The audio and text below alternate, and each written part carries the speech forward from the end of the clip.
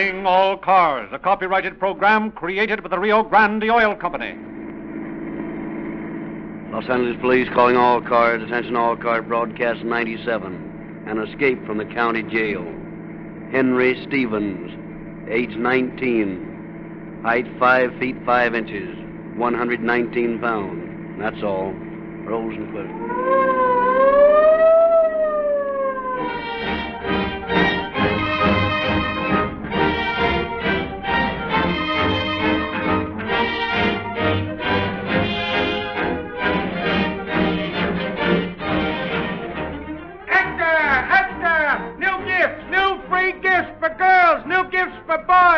Get your free copy of the October issue of Calling All Cars News.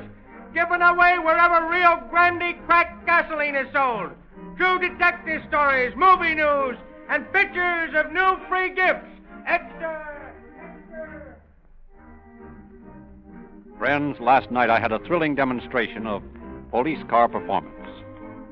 The same police car performance I've been telling you about for years. In a police radio car powered by Rio Grande cracked gasoline, I rode about the streets for hours with 2 officers on duty. We didn't speed, we crawled. But as the driver said, that's a real test for gasoline, to burn so evenly you can throttle down to 5 miles an hour in high. Police have tried other gasolines, but their cars buck and jump, and they have to shift gears. Only Rio Grande cracked gives smooth power at low speed. That's one reason why more police cars use Rio Grande cracked than any other gasoline. And the other reason? Well, when the police radio barks a demand for action, the throttle is tramped to the floor and Rio Grande cracked gives full speed instantly. Not a second lost in shifting gears. My exciting ride last night gave me actual proof of the superiority of Rio Grande cracked over other gasolines. And you will get the same convincing proof if you will use the same gasoline that police cars use in your car.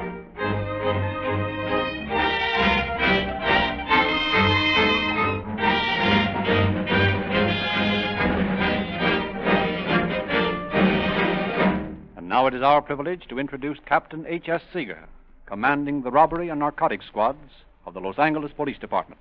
Captain Seeger. Good evening, friends.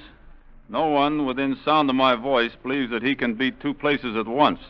And, quite naturally, he is better informed and acquainted with the place where he is at any given moment than any other place.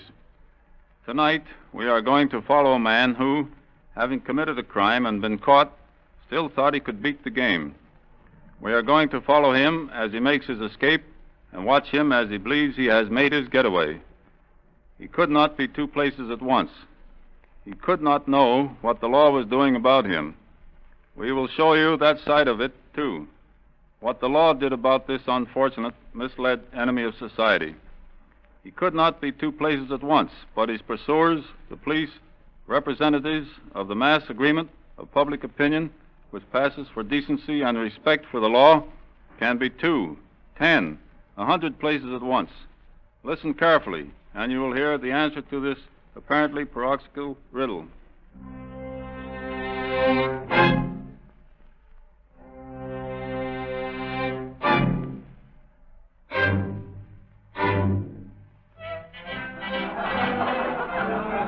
But I'm telling you, the picture will be colossal, I tell you. My dear, you could have seen the gorgeous gown I designed for Gloria Lamont. It was just too... Sportskapper. He never could direct. Yeah, his last picture made money. So I said, well, Mr. Epstein, if that's the way you feel about it, I don't want to be in picture. Oh, it's been a simple, lovely party, Mr. Barber. I'm so glad you enjoyed yourself, Mrs. Darrow. Oh, it's so rarely we Easterners have an opportunity to mingle with you Hollywood celebrities. And to think that I've actually dined with some of the most famous actors on the screen. Well, my dear. Well, we're just plain folks after all, Mrs. Darrow. Yes, but such interesting folks. Oh, I just hate to tear myself away. I do so wish you didn't have to leave just yet. Oh, but I really must. Such a long drive back to Pasadena. If I can just have my wrap. Well, of course. Mary, Mrs. Darrow's things. Oh, oui, monsieur, tout de suite. And a French maid. Well, you certainly do things up in style, Mr. Barber. Oh, really? Ah, yes, you movie directors have a way. You know how to dramatize your lives. It's been a grand experience. Something to tell the girls at the club about. Monsieur, c'est dommage. We have been robbed. The ladies' purses, they have been emptied. Oh, venez, s'il vous plaît, monsieur. See for yourself. It is terrible.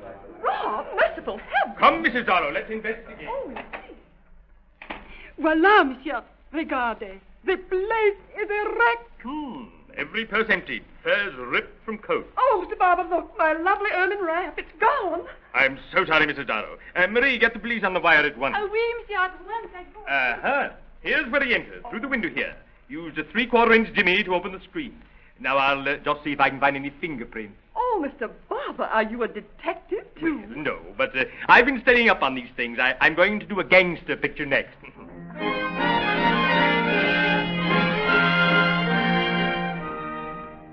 Oh, Raoul, it has been marvelous, these few brief moments. Paradise on earth. Yeah? Oh, I'm so happy that you stayed after the others. I've seen so little of you these past few weeks. Well, I've been busy, Cynthia. Busy? Oh, Raoul, it is so strange. 1 million men from all over the world, my great picture public, would never be too busy to come to Cynthia Laflamme's apartment. And you, Raoul Whittlesey, the great lover of the screen, the only one for whom Cynthia Laflamme feels the surge of her engulfing passion, remains cold and distant. Ah, Raoul. Oh, come on, Cynthia. Say that stuff for the chatter writers. You are still Sally Swart, a darn good tap dancer to me. And I ought to still be Johnny Benson, the best ventriloquist on Orpheum time to you. Sounds like you're beginning to believe the stuff they write about you. Oh, Raoul, you are so material. Come, sit back while I play you some Debussy. Debussy?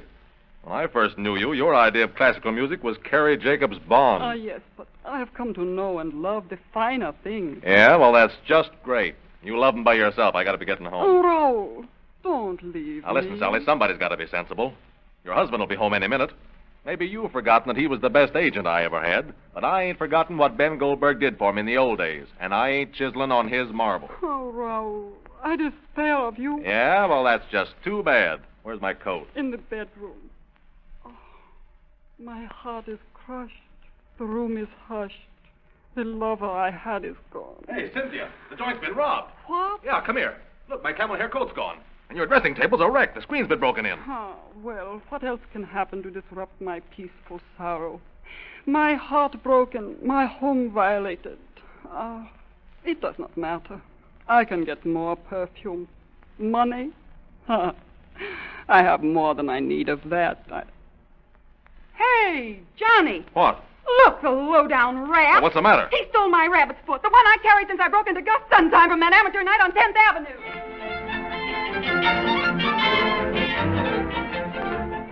Eddie, Yes, Captain. that Hollywood party burglar pulled another job last night. Yeah? What'd he get this time? As usual, furs, perfumes, and what dough he found in the bedroom.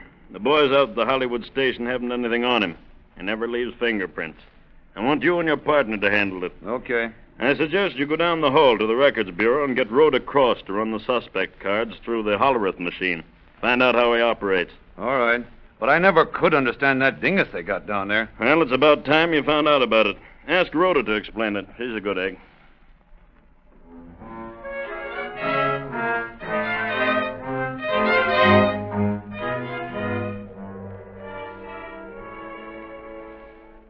Hello, Rhoda. Hello, Eddie. What's on your mind? Oh, this mug out in Hollywood who's breaking into people's boudoirs. What do you want on him? Well, the cap suggested you run your suspect cards through the machine and see what you've got. Only I don't know what that's going to prove. No? Well, I'll show you. Come on over here. Now, let's see. We'll take this stack of cards here. These are burglaries for the past 2 months. Each card represents the information on a job, see? Yeah, but these cards just have numbers on them with holes punched every so often. I know, but they all mean something. Now, tell me, what's this robber's modus operandi? What? Huh? Oh, you mean how's he work? Yeah. Well, now, according to our reports from Hollywood, he knocks over houses where parties are being held. Enters bedrooms on the first floor with a 3/4-inch jimmy. Steals furs, expensive clothes, and money belonging to the guests. Okay. Let's segregate these cards for burglaries in Hollywood. We'll set the machine here and let it sort the cards. Hey, some of those cards are falling in one slot and the rest are falling in another. That's right. Now, this stack represents the robberies in Hollywood. See, they're all punched on number 3 in the second column of figures. Now, we'll set the machine for entry by 3/4-inch Jimmy. That's 6 in the 4th column. Entry in first floor bedrooms, that's 2 in the first column. And theft of clothes and furs, that's 3 in column 10. And theft of money, now, that's 4 in the 6th column. Here we go.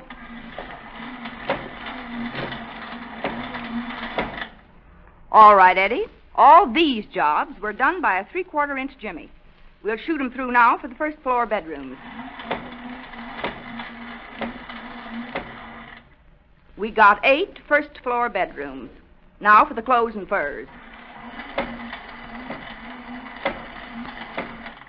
6 of them take clothes and furs, and I'll bet they also took money. Let's see. Yep, take money, too. Here's your man, Eddie. 6 jobs in 2 months. Always enters first floor bedrooms with 3/4-inch Jimmy. Steals clothes, furs, and money. And, say, wait a minute. According to these cards, homes burglarized are in every case prominent picture people. And that gives me an idea. No, it's all beyond me. Say, you dicks couldn't operate without this record bureau of ours. Now, just a minute, Eddie. I was reading something in the paper this morning. Wait a minute. Here it is. Jaime Goldfish, the Eternal Pictures producer, will entertain a select group of 200 guests this evening at a buffet supper in honor of Count Etienne Poissondor. That's your lead, Eddie. What do you mean? Listen, Mr. Goldfish's house is a low, single-story affair. Get it? Easy to get at that room where the guests' wraps will be. Now, you get out there tonight and hide in the bedroom with the coats and hats. And you'll arrest your mysterious burglar, or I'll buy you a platinum-plated badge. Well, I don't get you, Rhoda. It's simple. I'm reasoning on Chief Vollmer's theory. When he set up this record bureau, he said that if you had a sufficient record of frequency of crimes and modus operandi, you could bring crime to an absolute end by having officers on hand to welcome the criminal when he arrived to commit his crime. It's all Greek to me. Well, here's a chance to see if it works. My guess is that your party burglar will fall into your arms tonight. Well, it looks to me, Rhoda, as though you ought to be a detective. I am a detective, but nobody knows it.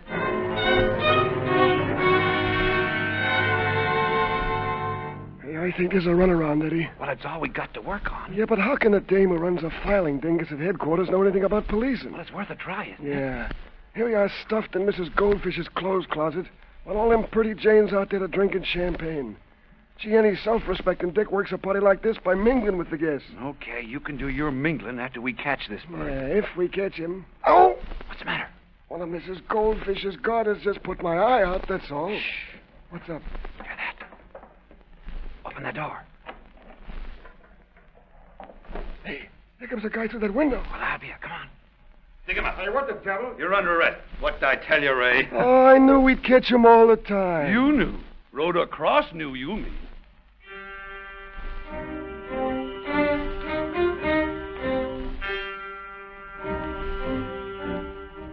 So early in January of 1933, Henry Stevens is arrested by Los Angeles police and sent to the county jail to await trial. But Stevens, although young, is a tough hombre, and his philosophy contains the salient credo that iron bars do not a prison make. On the night of January 28, 1933, Stevens escapes by shinnying down the side of the building with the assistance of the rope from the flagpole. While Los Angeles county officers and city police search for him, let us follow the trail of this wily criminal ourselves. Bill, what can I do for you? How much for that sailor's pea jacket in the window? Well, I'll tell you, it's a good All right, never mind the sales talk. How much do you want for it? $2.50. I'll give you $2 for it if you throw in the pants. What? $2 and the pen for him beside? Say, what do you think, I'm crazy? Hey, what are you talking about? That coat ain't worth a dime. Why, I paid the $2 for it myself. Yeah, I know. Now, look, I only got $2. You want it or don't you? Well, all right, if that's the way you feel Yeah, about that's the way I feel about it. Yeah. Ooh, I'm just giving it away. That's what I'm doing, giving it away. Hey, wait a minute. What's that printing on your pen? None of your business. They're my laundry marks. Laundry marks, huh? Looks like it numbers from a jailhouse. I think I better call the police.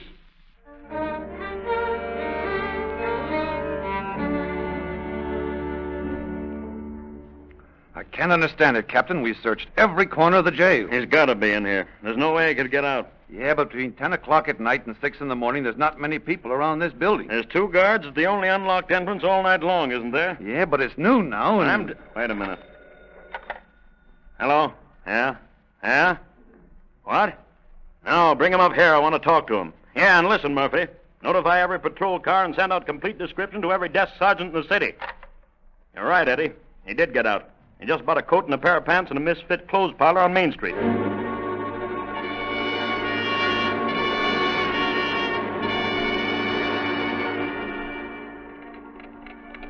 State Bureau of Criminal Identification and Investigation.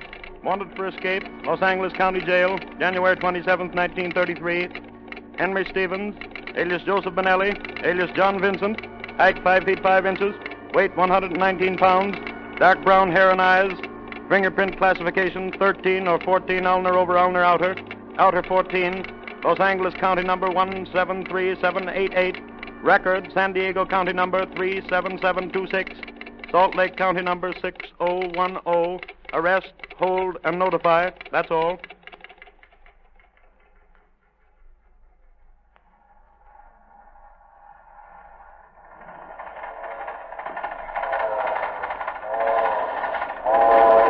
When do we get into Reno, pal? I don't know. About daybreak, I think. What was that last town we passed? Truckee. You ever been there? No, not that I remember. I spent 2 months in Decatur there last summer. Boy, what a dump. You'd think the town would be ashamed to own such a jail. My back feels like it's broken. Yeah, mine too. Hey, you know, riding the rods ain't much of a luxury on this line. Now, you take the Boston and Maine, for instance. They got all the comforts of home. There's a crossbar that runs right from the axle here over to this bracing, and you can throw your leg over that, and you'll feel like you're sitting in the lobby at the Ritz.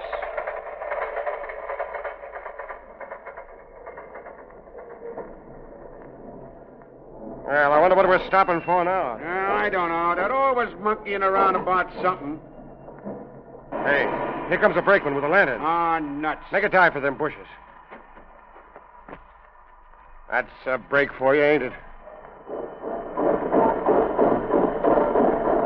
Well, there she goes. And it's all right with me. I was thinking of getting off anyhow. I never did like this line. The service is rotten.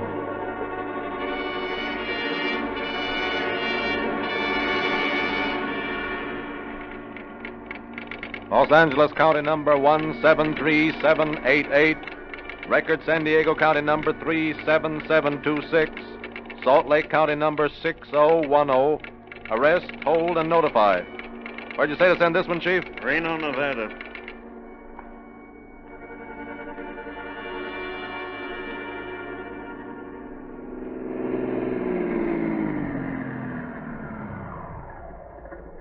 Want a lift? Huh? Oh, sure. Well, get in. Hitchhiking? Huh? Oh, yeah. I'm trying to work my way back to my folks in Iowa. Been out to Hollywood? No, I've been up to San Francisco. Pretty hard to get work these days, ain't it? Yeah. It's a nice car you got. Yeah, ain't it?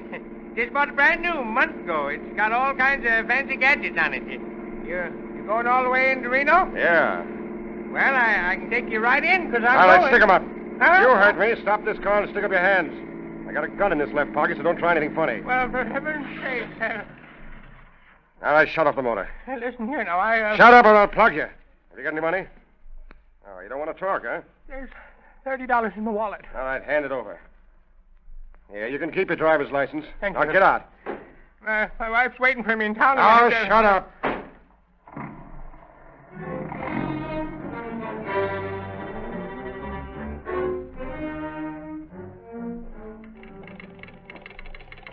Salt Lake County number 6010. Arrest, hold, and notify.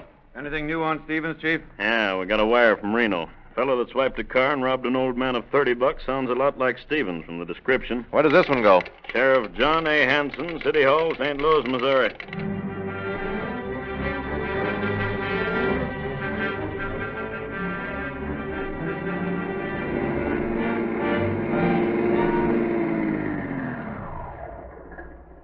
buddy, which is the road to St. Louis? St. Louis? Oh, you're off the St. Louis Road. You ought to turn to your left back at the crossing. Ah, nuts. If you don't mind giving me a lift, I can show you a shortcut. All right. Hop in. Where you going? Swankstown? It's not far, about 20 miles. You want to turn to your left when you get down here a ways. Okay. This is quite a lift. It'll save me bus fare.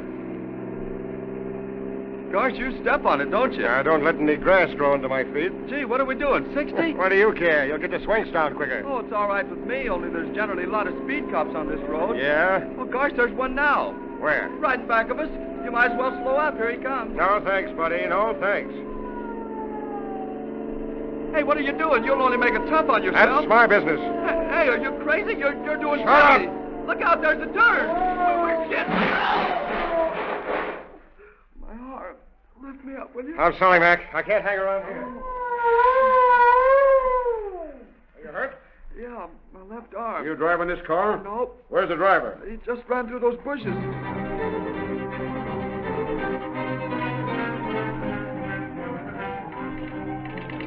Sheriff George A. Downey, Cook County, Chicago, Illinois. Wanted for escape, County Jail, Los Angeles, January 27th. Frank Stevens, age 19, height 5 feet. Sheriff Charles W. Watkins, Boston, Massachusetts. Wanted for escape, County Jail, Los Angeles. Sheriff Raymond L. Connors, Atlanta, Georgia. Wanted for escape, County Jail, Los Angeles, January 27th. Sheriff Thomas L. DeLand, Memphis, Tennessee. Wanted for escape, County Jail, Los Angeles, January 27th.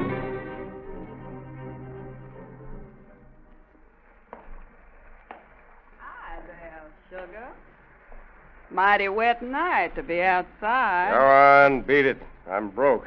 Sure enough? Yes, sure enough. So am I. Well, what do you want to hang around me for? I don't know. Reckon I'm tired talking to myself. You do that, too? Uh-huh. Life is just a bowl of cherries, ain't it? You said it. You all live around Memphis? No? Just hitting the road, huh? Yeah. Got any folks? None that I'd brag about. Yeah, I know what you mean. Say, look here. I know a Greek that runs that little restaurant on the other side of the bridge. Maybe I can put the bee on him for a couple of cups of coffee. What do you say? Well, it's okay with me. Hey, you! Oh, here comes that copper again. Hey, I thought I told you to stay over my beat. Oh, George, I wasn't making no bother. I was just going to take the kid over to the Greeks and get him a cup of coffee. Yeah, sure, I know. Now, you go on and beat it, or I'll lock you up. Oh, all right. So long, kid. So long. What does a young fella like you want to be hanging around dames like that for? Now, go on now and get out of here. Go on home to your mother. Yeah, okay, officer. Yeah, I'll go home to my mother.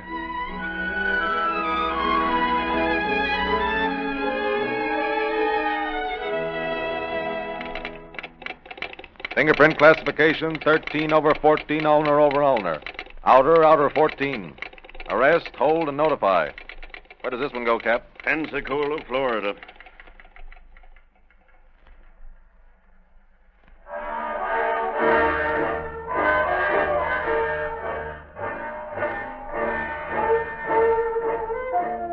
Hey, Joe, what about my ham on Rob? It's a-coming up. What do I owe you, Joe? Well, let's see. All you had was coffee and a pie, wasn't it? Yeah. 15 cents. Thanks. Come again. Now, listen, kid, it's a cinch. You just do what I tell you, and you won't have a thing to worry about. Well, I don't know. This is kind of risky. Of course, if you're yellow, well, all right. Oh, I ain't yellow, but... Now you boys are making Huh? up. Oh, okay, Joe. You want any desserts? Yeah, I guess I'll have a piece of apple pie. Yeah, make it two. 2 pieces apple a pie coming up. Of course, I wouldn't want to put you in a spot or anything if you're counting on me, Stephen. Sure, I'm counting on you. Now, you ain't got nothing to worry about. Didn't we pull that job in New Orleans, okay? Yeah? Well, you stick with me and you won't go wrong. Now, listen. The house is right around the corner here, and there's nobody in it. I seen the whole family go to the movies. Now, all you got to do 2 is... pieces apple a pie. Here you are, gentlemen. Give me the checks, Now will you pay at the counter. Okay. Listen, all you got to do is to stand up. Gee, listen to those police calls on the radio. Hey, Joe, can't you get something else in that noise box? Well, what's the matter? That's a good start. Well, anyhow, kid, all you got to do is to stand See, outside. that radio gives me the jitters. Oh, come on, let's get out of here. How much do we owe you, Joe? Yeah? Now, let me see. 2 hamburgers, 2 coffees, 2 pies, before bits. What's the matter? Didn't you like the pie? No, it didn't set right. Come on, kid.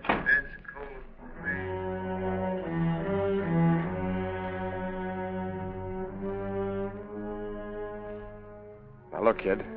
You stay right here behind that bush. And the first sign of anybody coming toward the house, give me a low whistle. Okay. Yeah. Wait a minute. Give me a boost, will you? There you go. Okay, boys. Stay right where you are, both of you. You're under arrest.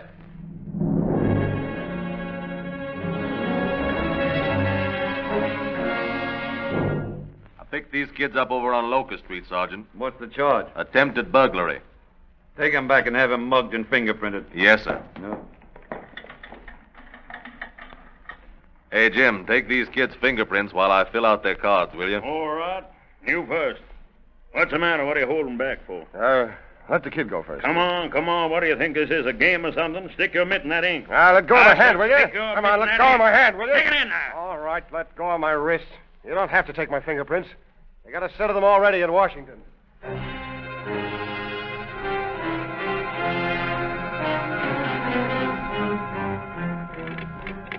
Chief of Police James E. Davis, City Hall, Los Angeles, California. Your escaped prisoner, Frank Stevens, number 173788, arrested here last night on charge of attempted burglary. Will hold charges pending extradition. Sheriff H. H. Gandy, Pensacola, Florida.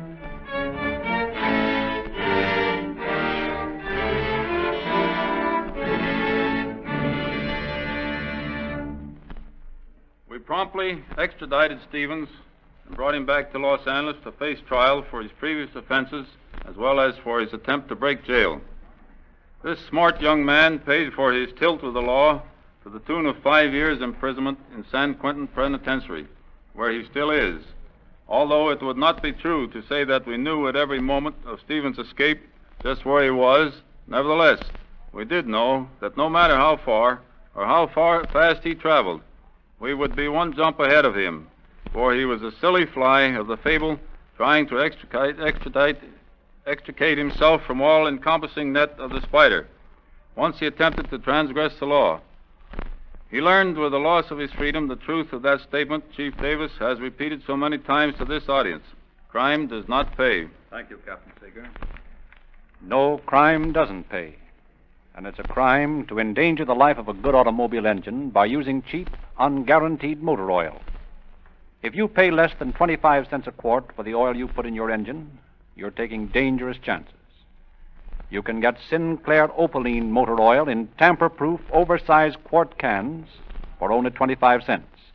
It's guaranteed. Your money's worth or your money back. It's the same oil used by the United States Army and Navy, Sinclair oil, and it's sold the world over. When you drive in for Rio Grande cracked gasoline, get Sinclair motor oil, too.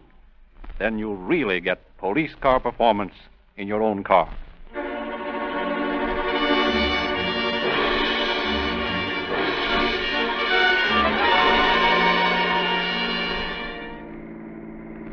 Los Angeles Police calling all cars, attention all cars, cancellation broadcast 97 regarding an escape from the county jail. This man is now in custody. That's all. Rosenquist.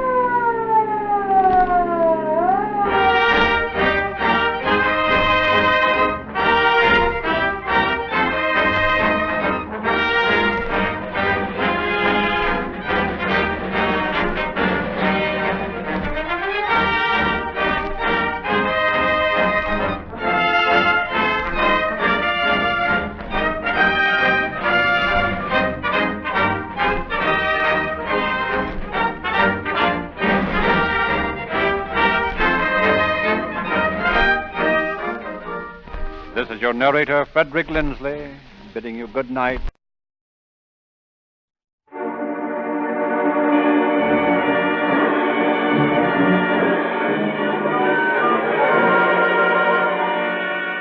Calling all cars, a copyrighted program created by the Rio Grande Oil Company. Los Angeles Police calling all cars, attention all cars, broadcast 98. Check all construction jobs in your district for missing dynamite.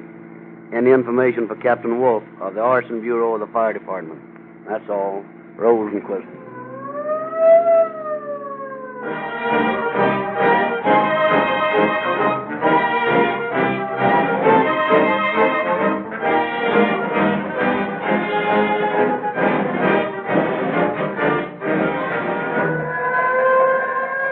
And here come the fire engines. Better put over and get out of the way.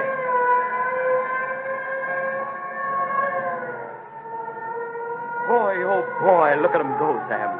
Wouldn't you like to step on the gas like that and follow the fire engines? Well, I guess I could keep up with them all right. I use the same gasoline those fire engines do, Rio Grande cracked. Oh, so you're another Rio Grande fan, are you?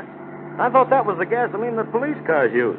You don't mean to tell me that fire engines use it, too? Well, Rio Grande advertises that everywhere cracked gasoline is sold, it powers more fire engines, police cars, and emergency equipment than any other brand. And I guess they couldn't say that year after year unless it were true. You know, I've heard a lot of talk about that Rio Grande cracked gasoline. Do you really think it's any different? Yes, I don't know. They've got something in that patented cracking process of theirs that you can't get in any other gasoline.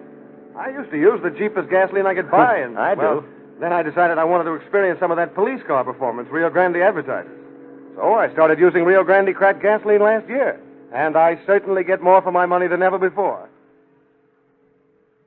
Every motorist who drives into a Rio Grande station gets the biggest value in gasoline history. Listen at the end of tonight's program for Rio Grande's free gift offer.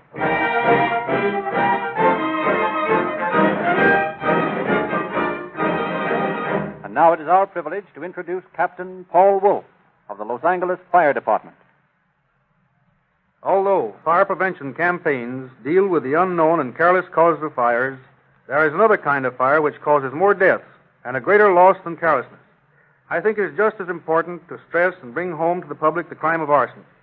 Statistics show us that 16,000 lives are lost every year in the United States by fire, and I am safe in saying that 1/4 of that number, or 4,000 people, die as a result of criminally set fires.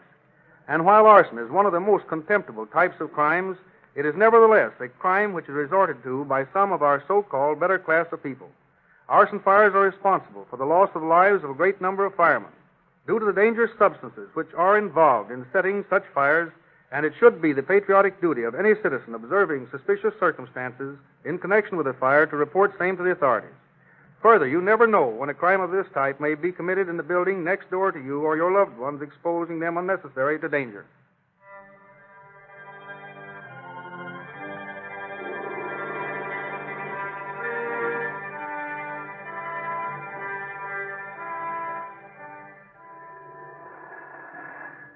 Adams, reporting from the box at the corner of Temple and Beaudry at 3:55 a.m. Okay, Adams. Anything for me? Nope. Everything's quiet. Say, Sarge, what date's today? June 17th, 1926. Why? Just counting the days until my girl gets back from Frisco. Ain't you got nothing better to do? Not on this beat. Nothing ever happens around here. You never get Hey, wait a minute. Did you hear that? What? Sounded like an explosion. Oh, you're crazy.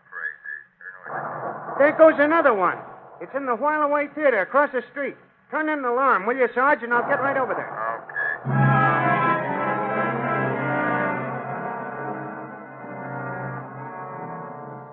Your move, Eddie. You're crazy. It's your move. Now, wait a minute. Didn't you just move that piece over there to here? I did not. Now, look, I don't want to seem nasty about this, but it's your move. Well, if that's the only way you can beat me, I wash my hands of the whole game. Cheaters never prosper. Ah, you're calling me a cheater? I'm telling you that it's your move, and what's more... Hey, wait a minute. 4. 4. 6. 6, that's us. It's a go, boys.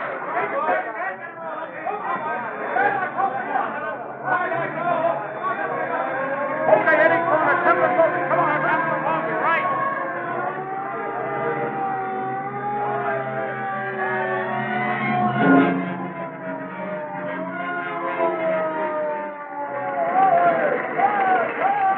Where's the worker, Hank?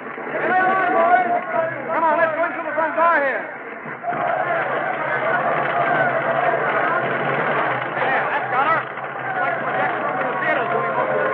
Yeah, give me a hand with this light, will you? I think we can get through into the stairwell and get a better crack at the fire. How are you set for water? Okay.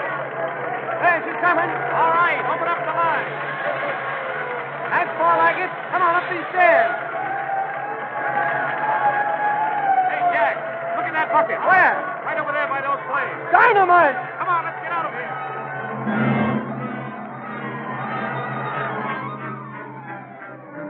The report of dynamite in the burning building results in a hurried phone call to Captain Wolf, chief of the Los Angeles Arson Squad. Arriving at the scene of the fire within 15 minutes, Captain Wolf finds the theater building still burning. Disregarding personal safety, his first thought is to save as much evidence as possible before the fire completely consumes the building. Rushing upstairs, he is met by a scene of utter confusion. This room must have been used for some sort of a lodge meeting. Nothing left now. Yeah, nothing but fire. Where was the dynamite found? Here in the janitor's closet. The boys got it out and took it over on the vacant lot next door. Captain, just found another plant of dynamite. Where? Down the candy store in the cash shed. Come on, boys, we gotta work fast. Probably a lot more of that stuff around here, and we've got to find it before the fire does. Savage, Lynn. Yes, sir. You boys stick to this floor and keep your eyes peeled. Yes, sir. If you find anything, get it out of here and get it out of here fast. Katzenberg. Yes, sir. You and Jones better go through the main floor. Right. I'll be down the candy store. I got a hunch there might be something interesting down there. Well, I can't see why that stuff didn't go off before they found it. Dynamite's funny stuff. Can't depend on what it's going to do. There's been plenty of it that did go from the looks of that projection room in the lodge hall. Flew clear up through the floor and out the wall. Yeah, well, here's the candy store, and would you look at that floor? Gasoline all over the floor. Whoever planned this job didn't intend there should be anything left when he got through. Well, we had to bust in the front door, Captain. When we got in, we found the back door open. Looked like somebody'd come in that way. And there was a hole cut in the door just below the lock. Back door, eh? Let's take a look at it. This the one? Yes, sir. That's the one. Looks like that's the way they entered, all right. Hey, wait a minute. Did you say this is the way that door was when you found it? Yes, sir, that's it. Just like it is. Open and propped against the wall. Well, then there's something mighty funny about this whole thing. What do you mean? Well, take a look at these shoes here behind the door. Yeah? Well, there's chips from this door in them. If whoever did this cut through their door to reach a key on the inside, how could the chips get in a pair of shoes over here by the wall? Well, I guess you're right, Cato. Yeah, and what does that spell to you, Wolf? The same thing you're thinking. An inside job. Exactly. And now the thing to do is to find the proprietor of this place and see what he has to say.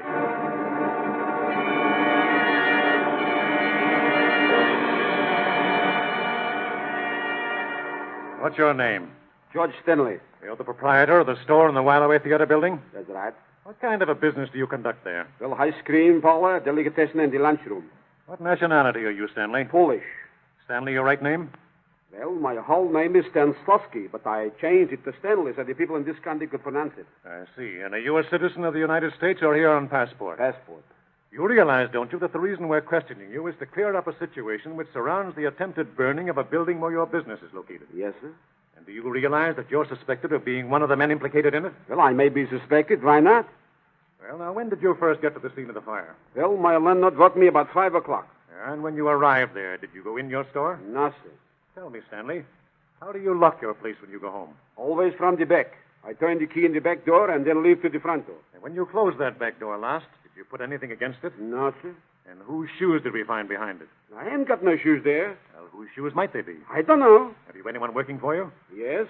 Abel Finley. Did he have a key to the store? No, not even my wife has a key. Only me. Well, now, how do you explain the fact that in your store we found gasoline on the floor and in a barrel out in back of the porch, and dynamite on the cash register, behind the jars on a shelf and in the icebox, totaling 76 sticks with caps and fuses? I can't say. I don't know anything about them. Does it mean anything to you that we found that the window in your store had been jimmied with the same tool that you used to cut a hole in your back door? And that the tool we found was one that is found in your house? A meat cleaver found in your kitchen? I tell you, I don't know anything about it. All right, you can go now, Stanley. There's a few things I want to check on before I ask anything more from you. In the meantime, I think if I were you, I'd think it over and see if there isn't something you've forgotten.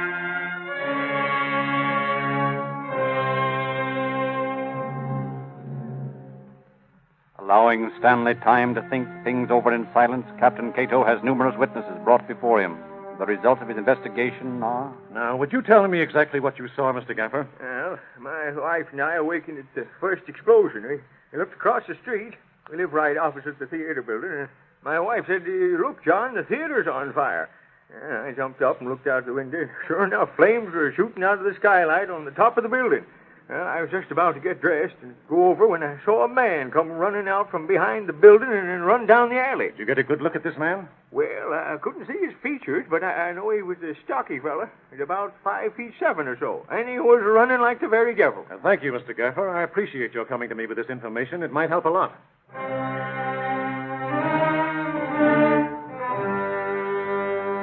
Now, I'm positive that George Stanley never had a car before. But the last 5 days, he's been driving around in a Ford sedan. It seems mighty funny to me. Then, of course, I never would have mentioned a word about it, excepting for this fire thing, and you're suspecting him of having done it and all. I hope you won't think me a busybody, Mr. Cato. Oh, no, not at all, Mrs. Mrs. Waller, Edith Waller. Well, Mrs. Waller, I'm glad you brought this up. It is a very important point, and thank you. Oh, that's all right. Thank you. Thus, from the testimony of many witnesses, the finger of guilt points more accurately at George Stanley every moment. Meanwhile, Captain Enos, battalion chief of the Los Angeles Fire Department, makes his report.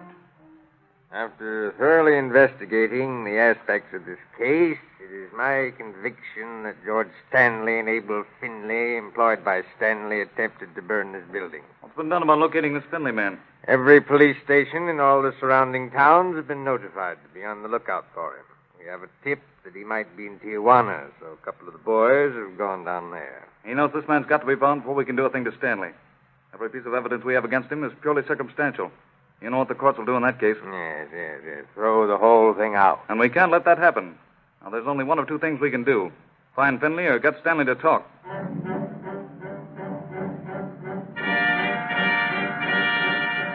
Officers from the Los Angeles Police Department and from the arson squad searched through Tijuana, but not once did they catch sight of the missing Finley. Meanwhile, in the office of Captain Wolf. Stanley, how do you explain the fact that your helper disappeared so suddenly after the fire? I don't know anything about him. In other words, Stanley, you deny having anything to do with this case. Of course I do. How much insurance did you have in your property? Well, about $9,000 worth, including the fixtures. You think this will cover the loss? I don't know. I haven't been able to see how much damage was done, but I imagine it will. Have you ever handled any explosives before? I have never handled any explosives at all. Ever have a gun? No. Say, I don't know what you're driving at, but I tell you I don't know anything about this fire, and you can't make me say I do. You're getting mighty hot under the collar for a fellow that hasn't done anything, Stanley. I was only asking you some routine questions. Will I get all nervous with you pumping all this stuff at me? You'd think I was a criminal. You might be at that. What's this? Never mind, Stanley. I think you heard me well enough. Once again, Stanley is returned to his cell, and Captain Wolf carries on his investigations. Everything seems to point to Stanley, but nothing definite can be pinned upon him. No actual piece of evidence strong enough to convince a jury. Then, a week after the fire, one of the officers assigned to the investigation returns from San Diego with a companion. Captain Wolf, this is Mr. Carrito. How do you do, Mr. Carrito? Will you sit down? Thank you. This officer tells me that you had some dynamite stolen from your outfit down in San Diego. That right? That's right. Why didn't you report this to the police when you discovered it? Well, you see, I was afraid to report it because I was afraid if the boss find out I get fired. Didn't it strike you that it might be pretty dangerous to have all that dynamite floating around loose? I don't think of that. I was only afraid for my job. When did this happen? On June 15, sometime in the evening. Got any idea as to who did it? No, only one of my men saw a car hanging around the afternoon. He told me about it, but I don't think anything of it until next day when I find the explosive missing. Then, as I say, I was afraid to report it. What kind of a car was it? A Ford sedan. Did your man see how many people were in it? 2 men, he say. When he go up to speak to them, they start the car and drive away. You realize, don't you, that this is a very serious thing you've done? Not reporting the theft as soon as you discovered it. If we'd have known this earlier, we might have had the guilty parties in custody by now. I know, Captain. Honest, Captain, I don't think anything about it when it happened. I was too frightened. Well, no, he's crying over spilt milk. The first thing we've got to do is check every rental lot and find who rented a Ford sedan on that day.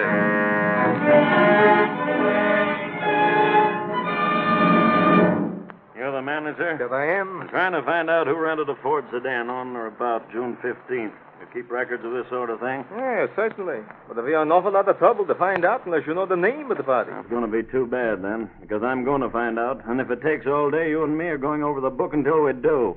What is your reason, if I may ask? Maybe this will help. You see this badge? Hey, copper, eh? But certainly we can look through the books. Yeah, it's a pleasure if you'll come into my office. Right. Have a seat. Thanks. Cigar? Huh. Why, sure. Don't mind if I do. I got the books right here. Now, when did you say it was you wanted to know about? June 15th. Right around there. June. Let me see. Now, April, May. Here we are. June. 12, 13, 15. How about it? See anything like it? Chrysler, Ford, Road. Wait a minute. Did you say a Ford sedan? Yeah. Here's one that ended on the 10th of June. It's the only Ford sedan we got. How long was it out? And then let's see, from the 10th till the morning of the 17th. Hey, that'd be just about right. You got any way of giving me a description of the party who rented it? Yeah, I remember him. His name, he said, was Zygmunt. Zygmunt? What did he look like? Well, as I remember, he had a bum arm. But he seemed to be able to drive all right. And he had a driver's license. Did he leave any address? Yes, right in the book. 2526 Stumple Street. Oh, that's the baby we want. How far has the car been driven? Let's see. Out at 31,000, in at 31,650. That's quite a bit of mileage for 1 week's driving, isn't it? Yes, quite a bit. But when people rent cars, they seem to drive more than they would their own. I guess they want to get their money's worth or something. Yeah, I guess that's right. Well, thanks a lot. You've been a great help. Sure, anything to help the law. If you ever want to rent a good car, don't forget this place. We got the best prices in town. Okay, partner. I'll remember that. So long. Goodbye. Call again.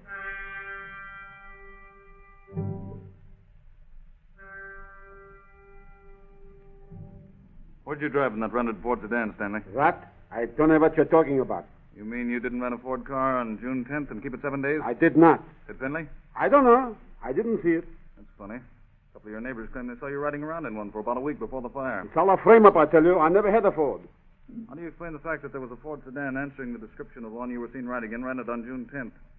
If the address was your place of business. I don't know. Maybe Finley rented it, but I didn't. All right, Stanley. You go right ahead and deny the whole thing if you want to. Only I'll tell you this. We're building a pretty good case against you. And very shortly, we're going to have enough to bring you into court. And when we do, you're going to have an awful lot of things to explain away, and that's not going to be too easy.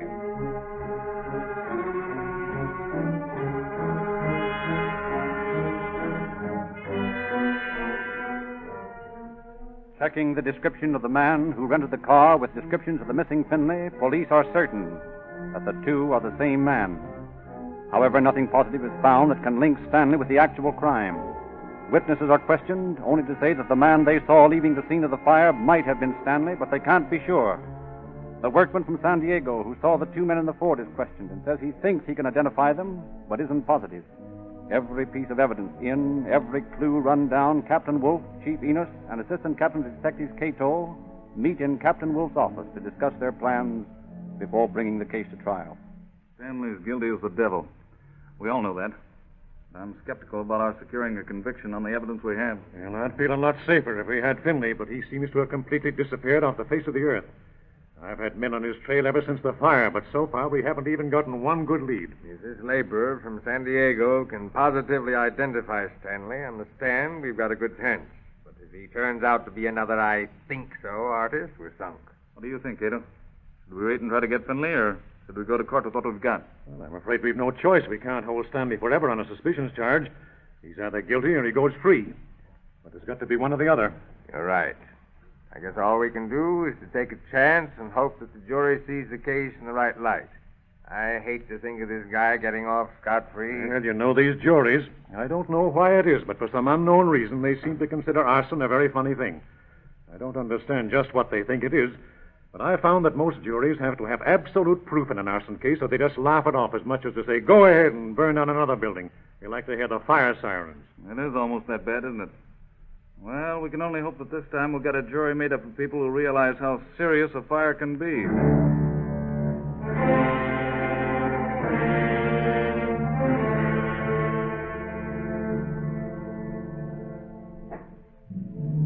July 20th, 1926. Department 22 of the Superior Court. Judge Arthur Keach presiding. Rise and face the court. Department 22 of the Superior Court of the City of Los Angeles, County of Los Angeles, now in session. Judge Arthur Keach presiding. You be seated and remain silent. Counsel for the defense may call his witness. Thank you, Your Honor. Will Elmer Tree take the stand, please? You solemnly swear the statements you're about to make are the truth, the whole truth, nothing but the truth, so help you God. I do. State your name. Elmer Tree. Mr. Tree, it has been said that on the evening of June the 16th, you saw a man running from the scene of an explosion in the While Away Theater building on Temple Street. Is that right? No, sir. What? You didn't see a man running across a vacant lot? Not on the evening of the 16th. Then what did you see? I didn't see anything on that evening. However, on the morning of June the 17th, I saw a man. Oh. You saw a man on the morning of the 17th. Are you deliberately trying to avoid the questions of this court, Mr. Tree? I object to defense counsel's attitude toward the witness. You will take a more civil tone with the witness, counsel. Yes, Your Honor. Now, Mr. Tree, how far away was this man that you saw running across a vacant lot on the morning of the 17th of June, 1926? I should say about 20 yards. Was it dark? Fairly so, uh-huh. The moon lit the scene somewhat. But it was dark enough to be uncertain as to the features of any man who might be, say, 20 or 25 yards away. I was able to make the man out quite well.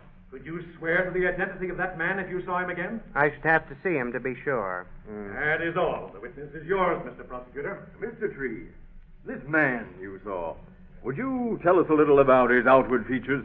Was he tall, short? I'd say he was about 5 feet 7 or 8, short and fairly stocky. How was he dressed? Well, he had on a dark suit and a white shirt. I think his coat was open because I could see his shirt front. Would you say that he was a foreigner? I object to this line of questioning, Your Honor, on the grounds that it was too dark for Mr. Tree to see that well. I'm only trying to establish an identity, Your Honor. Objection overruled. You may proceed with the witness. I repeat, Mr. Tree, would you say this man you saw was a foreigner? It was my impression that he was, although I couldn't be certain. Thank you. May I ask the defendant, George Stanley, to stand up? Thank you. Now, Mr. Tree, was the man you saw running across that vacant lot directly after the explosion built something like this man? Yes, I'd say he was. Mm-hmm. In fact, Mr. Tree, this could be the same man, could it not? Your Honor, the counsel is leading the witness. You will phrase your questions a little differently, counsel. Yes, Your Honor. Mr. Tree, could this be the same man? I believe it could. That is all. Thank you, Mr. Tree. Just a moment. I'd like to cross-examine the witness. Very well. You say you believe it could. Now, Mr. Tree, just why do you say believe it could? Why, Isn't it because you're not sure? Isn't it because you know for a fact that due to the darkness of the night, it would be impossible for you to see this man well enough to say, this is the man? Why, I suppose to a certain degree that is so. Thank you, Mr. Tree. That will be all. I should like to call Mrs. Eva Gelder to the stand. You solemnly swear that the statements you're about to make in this court shall be the truth, the whole truth, nothing but the truth, so help you God. I do. State your name, please. Mrs. Eva Gelder. You may be seated, Mrs. Gelder. Thank you. Now, Mrs. Gelder, you live on Temple Street, almost opposite the While Away Theater. I do. On the morning of June the 17th, did you notice anything unusual? Oh, I should say I did. I thought there'd been another earthquake. What made you think that, Mrs. Gelder? For goodness sake. The whole building across the street blew up.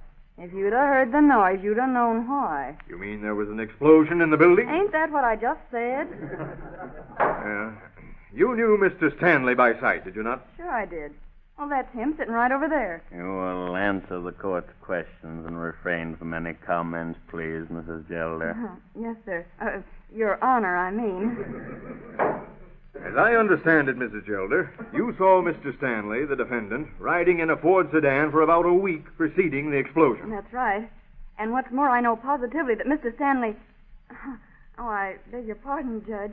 Your Honor. All right, quiet in the court. Mrs. Gelder, had you ever seen Mr. Stanley with a Ford sedan before this time? I had not. Well, he never had one. And is it of your opinion that Mr. Stanley had rented this car? It most certainly is. I object, Your Honor. This is a court of justice, and the opinions of the witness are of no value. I ask that answer be stricken from the record. I'm only trying to prove, Your Honor, that the defendant rented this car, drove to San Diego, and with the help of an accomplice, stole the dynamite used in this case. That is a leading statement. I ask the jury to disregard what has been said as misleading and contradictory to the ethics of the Supreme Court. Gentlemen, you'll have to stop or I'll clear the court and call a new jury. I merely ask, Your Honor, to have the statement just made in this court stricken from the record.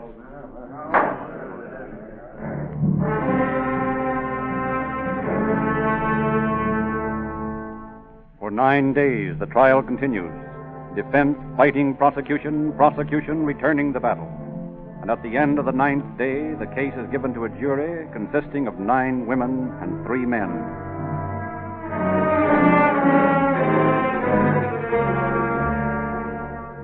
In the jury room, 12 people argue back and forth, pro and con.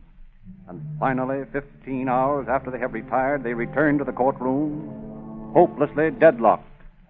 They are dismissed, and a new trial is set for September 17th.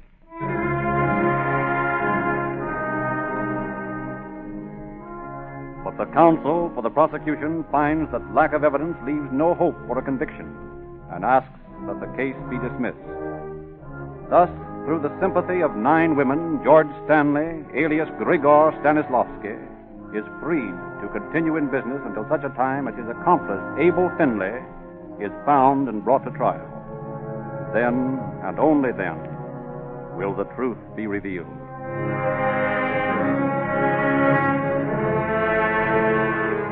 It is too bad that the average person has no opportunity to come in contact with the suffering caused by fire.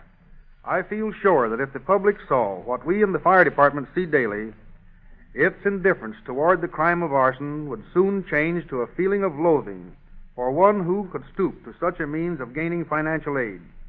The crime of arson carries with it the second highest sentence to be found. Murder, of course, comes first. But arson carries a penalty ranging from 2 to 20 years in the state penitentiary. And in most states, it is impossible for an arson criminal to be paroled. Only through the most minute investigation of incendiary fires can your fire department learn the various ingenious ways that criminals start them. We want to realize that fact. We hope that after hearing our story tonight, the next time you happen to be called for jury duty in an arson case, you will think more carefully before you reach a verdict. For this, too, is fire prevention of the most important kind. Thank you, Captain Wolf.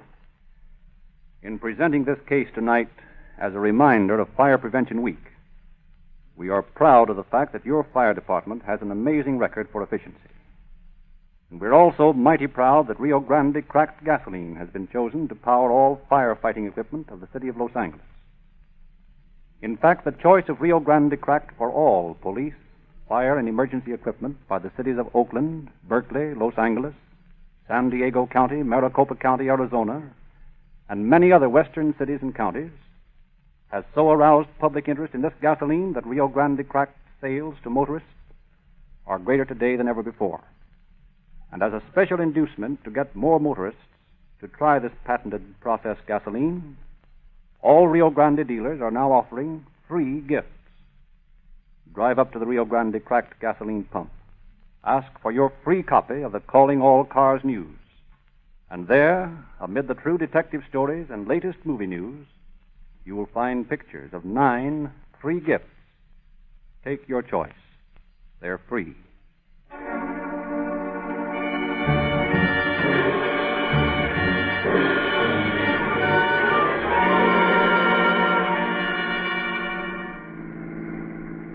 Los Angeles Police calling all cars, attention all cars. Cancellation broadcast 98.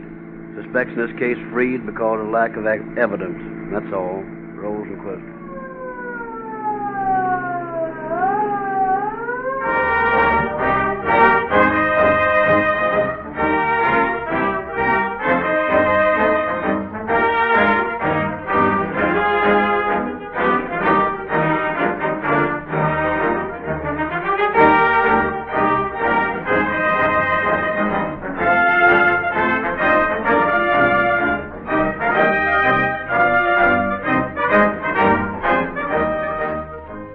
Your narrator, Frederick Lindsley, bidding you good night for the Rio Grande Oil Company.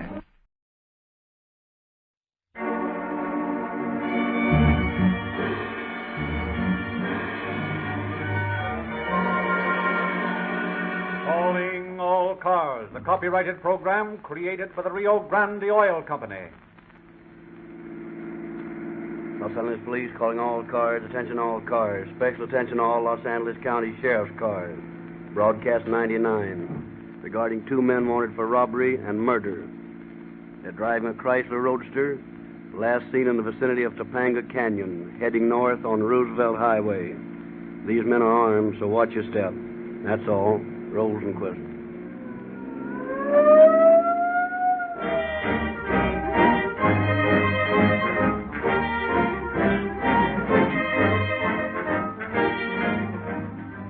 Rio Grande has thousands of free gifts ready for distribution to every boy and girl listening tonight. If you want a police pistol, a sergeant's badge, a police girl's identification ring, a fingerprint outfit, or some one of the many other free gifts, you need merely ask your Rio Grande cracked gasoline dealer. He'll show you how to get the complete junior police outfit free. For every adult listening tonight, Rio Grande has free gifts, but of a different kind. When you fill up with Rio Grande cracked gasoline, you get extra speed, extra power, extra energy to meet emergencies, extra fast starting, and all these extras are free because you pay no more for Rio Grande cracked gasoline with tetraethyl than for uncracked gasolines which lack these extra features. Because of the patented cracking process used exclusively by Rio Grande, every drop of cracked gasoline is broken up into tiny atoms which burn evenly to give lightning-like acceleration. In other gasolines refined by cheaper processes, there is bound to be considerable waste from unburned fuel. Every drop of cracked gasoline turns into power. Nothing is wasted. That's why it actually costs you less per mile to enjoy police car performance in your own car. You get more for your money when you buy Rio Grande Cracked, the gasoline that powers more police cars and emergency equipment than any other brand.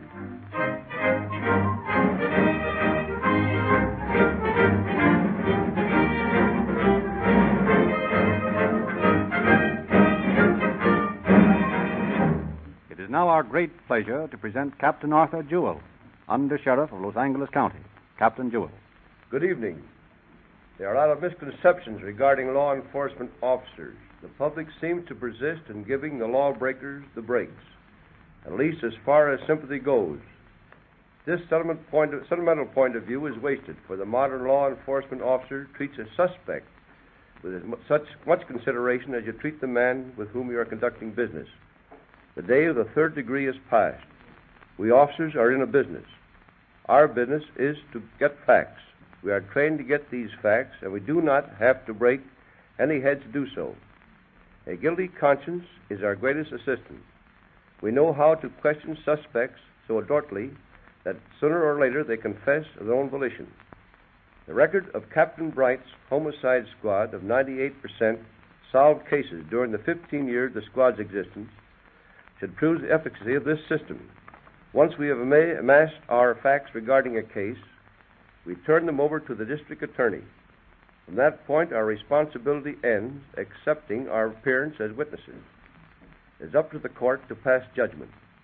We work just as hard to prove innocence as we do to prove guilty, for miscarriage of justice is a serious thing. So, stripped of its glamour, you have the police officer's job, and in the story you're about to hear, you will learn how effectively Captain Bright and his homicide squad accomplished that job.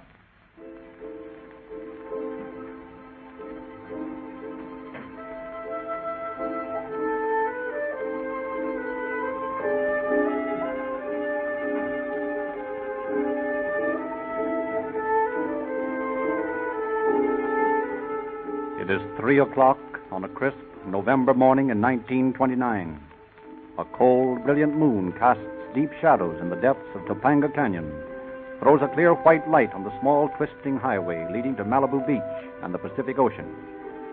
4 men, out for a day's duck hunting and anxious to reach their destination before dawn, speed between the towering canyon walls. Yeah, I hope I have better luck than I had last week.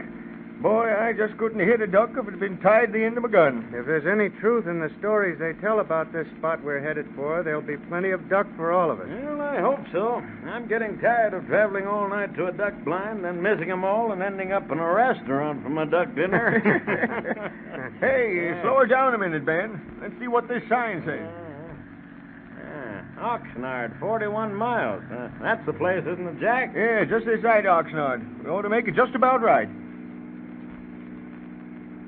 Hey, what's the matter with that crazy fool coming towards us, huh? Oh, look, he's turning right in the middle of the highway. I have all the fool things to do. Now, look, he stopped right in the middle of the road. Something's wrong with him, Ben. He's getting out of the car. Help! Robbery! They've shot my wife! They've shot my wife! Come on. They shot Lucille. I hope, for the love of heaven, somebody help me. All right, old man. Take it easy. We'll help you. Where's your wife? Yeah, in the car. They shot her. They shot me, too. I tried to stop them, but they shot her and then me. Hysterical, Jack. Get him in the back of our car, and I'll take a look at his wife. Come on with me.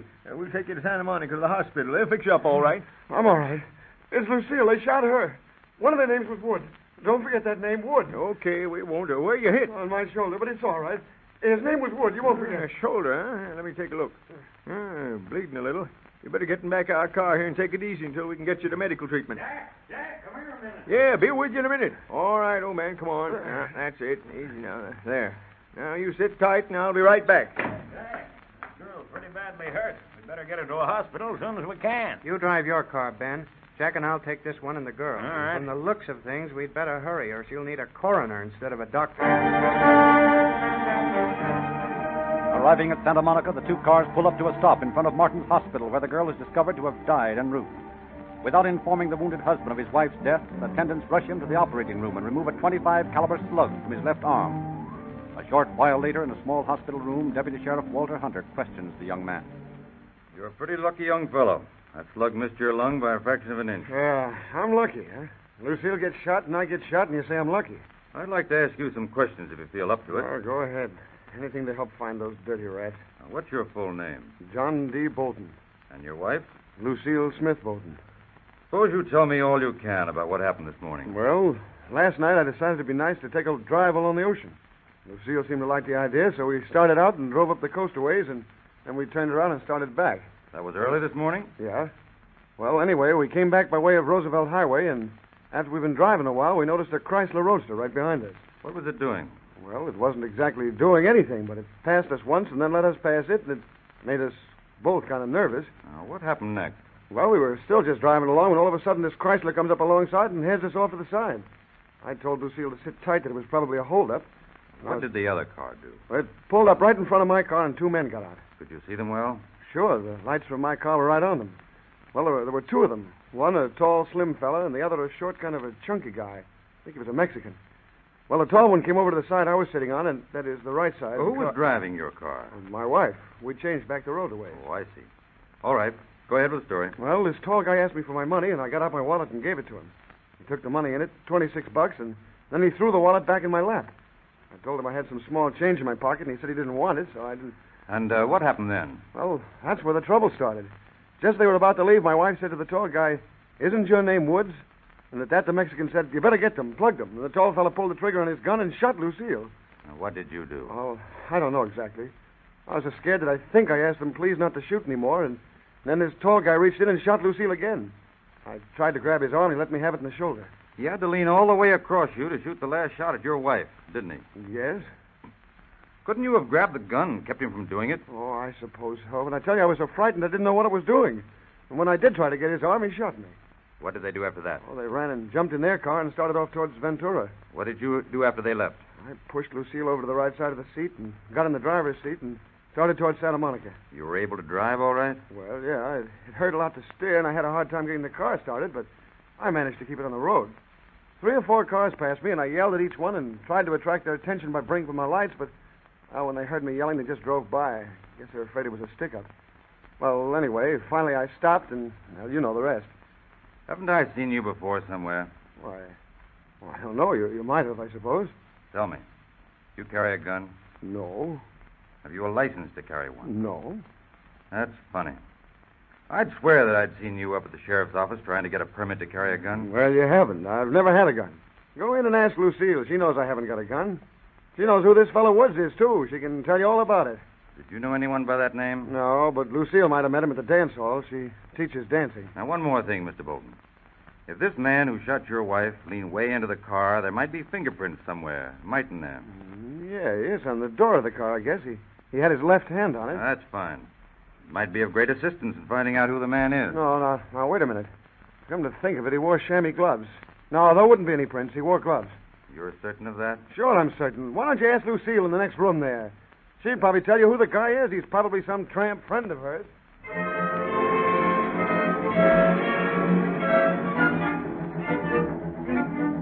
Leaving Bolton, who does not yet know his wife is dead, Deputy Hunter returns to the Santa Monica police station where he finds Captain Bright, head of the Los Angeles Sheriff's Homicide Detail, waiting for his report. Together, the men drive to the morgue where they inspect the body of the deceased Lucille Bolton. They discover that 2 bullets have penetrated her head, one on the level with her right ear and one about an inch below it. The index finger of her right hand is powder burnt, indicating that one of the bullets was fired at close range. Returning to the garage, Bright and Hunter begin a thorough search of the murder car. According to Bolton, he was sitting over here on the right side, and his wife was driving. That would mean that whoever shot her the second time would have to lean all the way across Bolton to do it. And the powder burns we found on her finger show that last shot was fired from a gun directly against her head. That's what it looks like to me. Funny that Bolton didn't do something about it. Guess he was too scared to move. I'm not so sure of that, Hunter. I want to take a look at this seat. Let's see. He was sitting there, and the shot went into his left shoulder. That's right. And she was sitting over there, under the wheel. Say, Hunter, take a look at these blood stains on the seat here. Yeah, what about him? You notice that there's only a few little drops over on the driver's side, and here, where he was supposed to have been sitting, there's a regular pool. Yeah. Well, it strikes me that there should, by all rights, be a lot more blood on her side than where he was sitting. Hey, that's right. And here's something more. You see where this stain is on this side? Now, if Bolton was sitting on the right side here and he was shot in his left shoulder, the stain should be on his left side on the seat. Check? Check. Yeah, but if you'll notice, you'll see that they are right here on the edge and running down the side of the door. And the stains on the driver's side are closest to the door, too. Now, supposing we reverse the positions. Bolton driving, his wife sitting on the right side here. Now, someone pumps a couple of slugs into her head. The first one, she throws her hand up to her face, her right hand. The second shot is right through the index finger and into her head. The only place for any blood to go is down the right side and onto the seat and door. Am I right so far? It certainly looks like it. All right, Bolton. Over on that side, gets a slug in his left shoulder. And where does the blood go? Down the left side of the seat and onto the running board. Which leaves us with only one conclusion. This is murder, all right, but not for robbery. John Bolton murdered his own wife.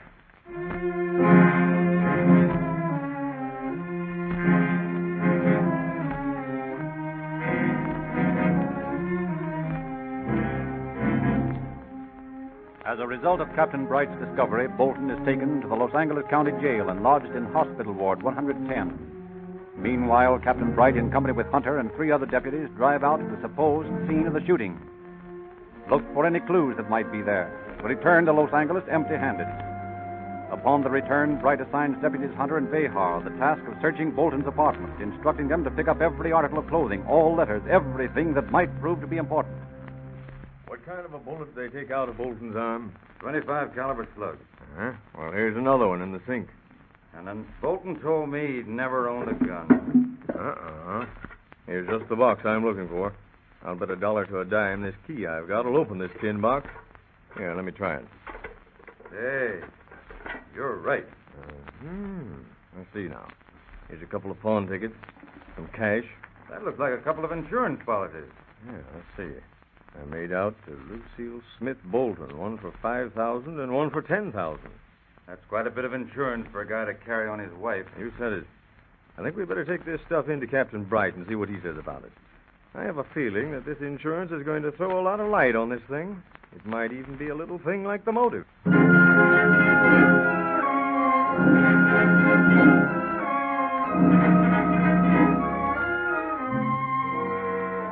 Meanwhile, the mother of the murdered girl pours out an amazing story to Captain Bright.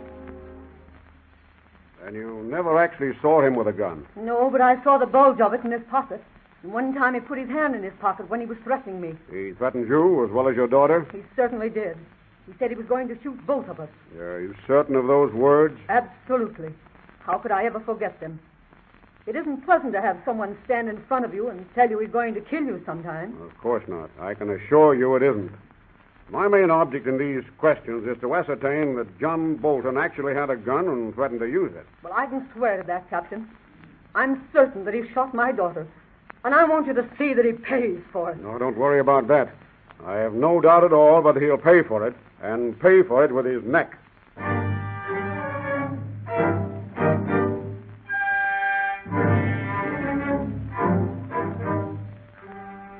Quizzing of numerous witnesses brings always the same answer. Bolton has been seen with a gun, one that fits the description of the murder gun, but Bolton himself refuses to change his story of the shooting. Calmly, he faces repeated barrages of questions. Always he says the same thing, that if Lucille were alive, she would verify his statements. From an intimate of his, they learn. Sure, I figured he bumped her off. He was always talking about what a heel she was and how he was going to get rid of her pretty soon. When did you last see Bolton? Wednesday night. That would be the night of the shooting? Yeah, that's right. Did he say anything unusual that night? Well, he asked me a couple of times if I'd like to make $100. What did you say to that? Naturally, I told him it'd be okay with me if it was on a level. Yeah.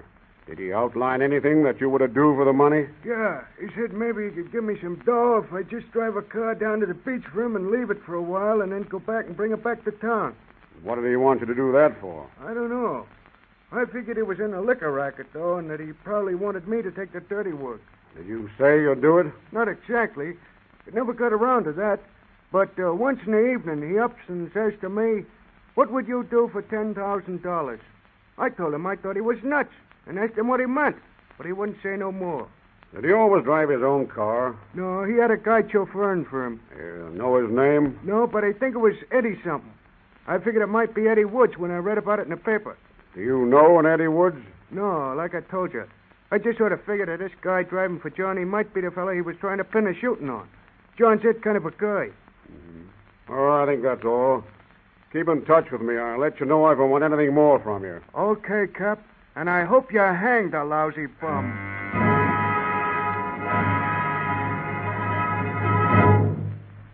Bolton, you told us the other day that you didn't know anyone by the name of Woods. Is that right? Sure, that's right. But as a matter of fact, the man you had driving for you is named Woods, isn't he? He is not. What is his name? Johnson. Ed Johnson. You're absolutely sure that his name isn't Woods? Eddie Woods? Of course I'm sure. You know, Bolton, things are going to be plenty tough for you if you don't tell us the truth.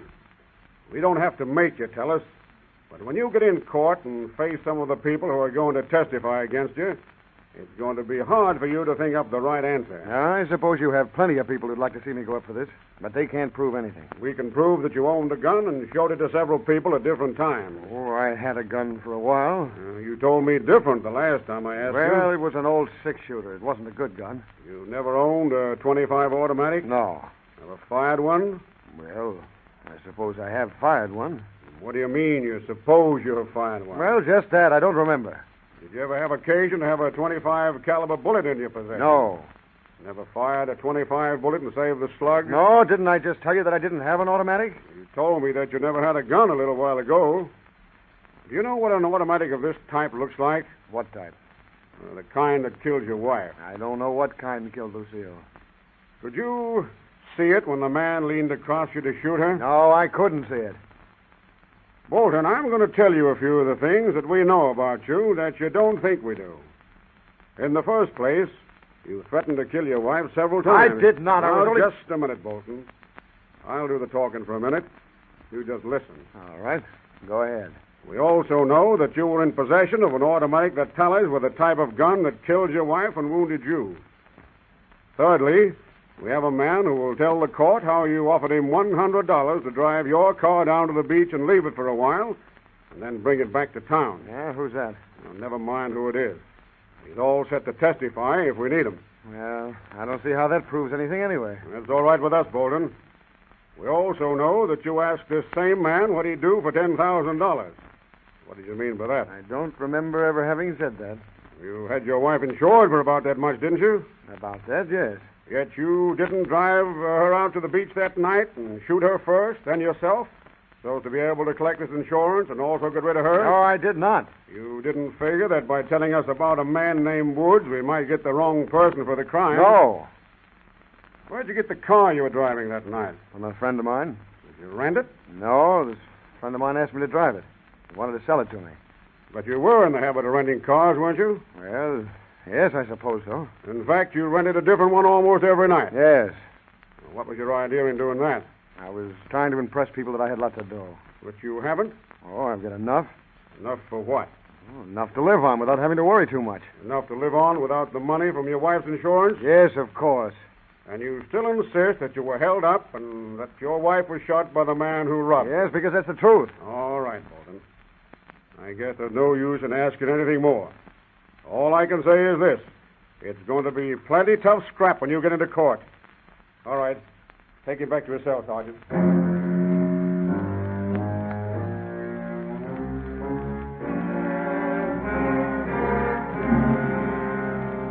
Thus, John Bolton, suspect, denies his guilt and stands his ground, stubbornly refusing to change his story, steadfastly claiming that his friends are framing him.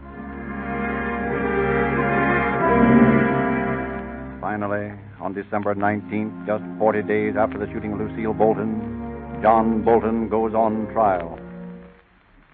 This witness has a direct bearing on this case, counsel. He has, Your Honor. Very well, you may call him. Mr. Gaverta, will you step over here, please? Why, sure.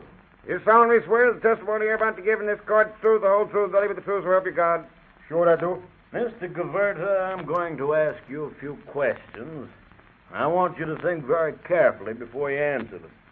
You are aware, are you not, that the life of a fellow man may rest upon what you say here this afternoon? Yes, sir. All right. Now, do you know a man by the name of John Bolton? Sure, I know. And how long have you known him? Well, I know him about the 6 to 10 months. I see. You knew his wife, Lucille, too, Sure, didn't you? yes, sir, I did, sure. Now, Mr. Gaverta, did you ever see this John Bolton with a gun? With a gun? Sure.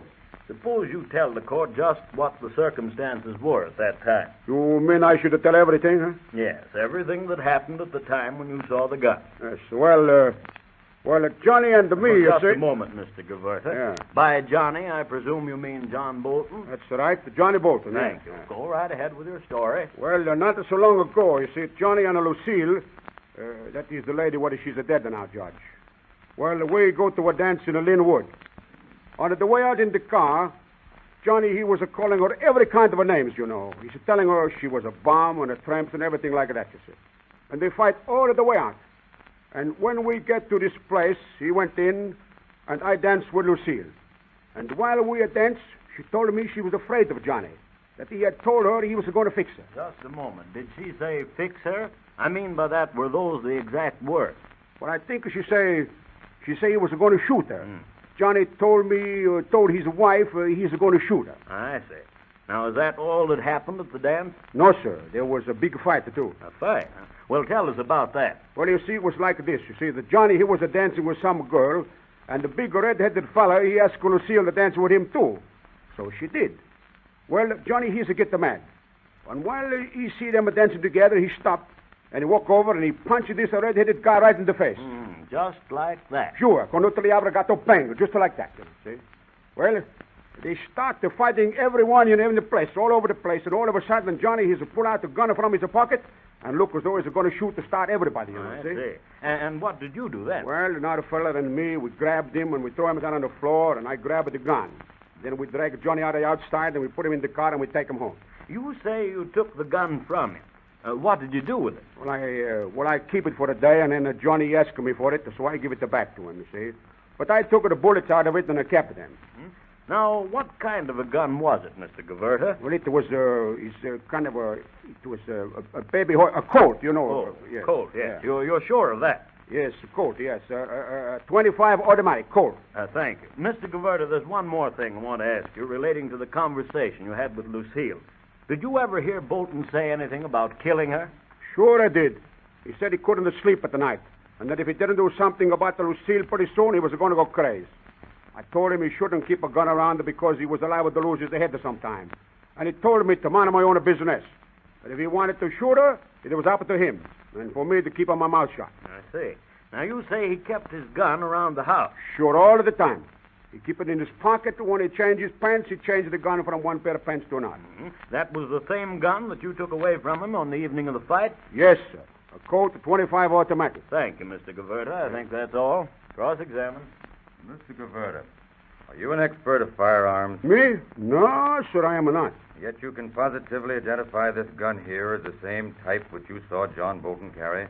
Sure, certainly I can. Now, doesn't it strike you that that's an awfully definite accusation you're making? I was asked if I could say what the kind of a gun it was, and I did. What's the matter, huh? Oh, very well, Mr. Gaverta. You may go. Thank you, Judge. Your Honor, my brief is complete. I have no further witnesses to call. Has the defense counsel anything more before counsel for the state begins his summary to the jury? We rest our case, Your Honor.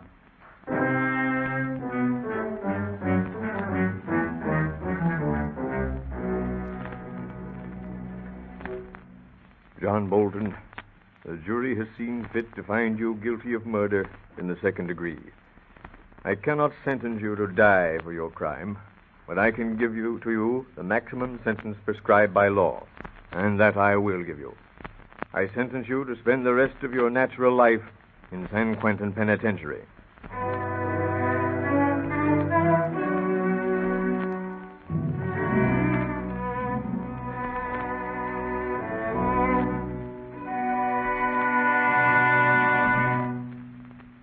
Even the homicide detail of the sheriff's office runs into someone who thought he or she could break the law and get away with it. John Belton was convinced that it was a perfect crime. He would never be suspected. As you see by tonight's story, not only was suspected, but he received life imprisonment for his trouble. In this department, our methods of grilling a suspect are not of the fiction story type.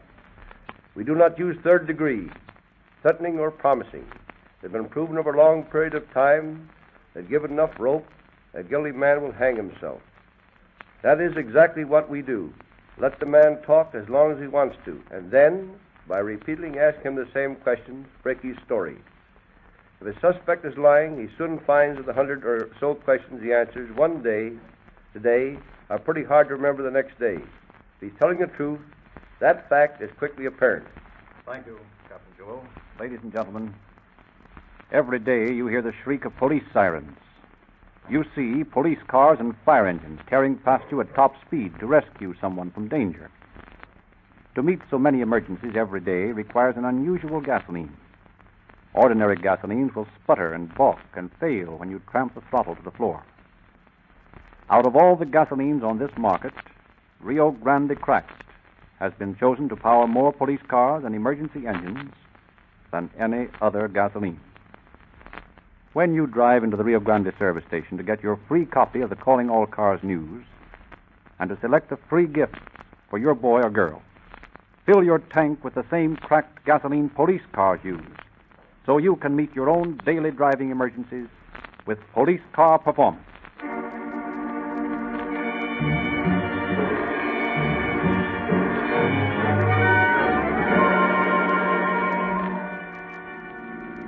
Los Angeles Police calling all cars. Attention all Los Angeles County Sheriff's cars. Cancellation broadcast 99. John Bolton, found guilty of murdering his wife, is now in San Quentin. That's all. Rosenquist.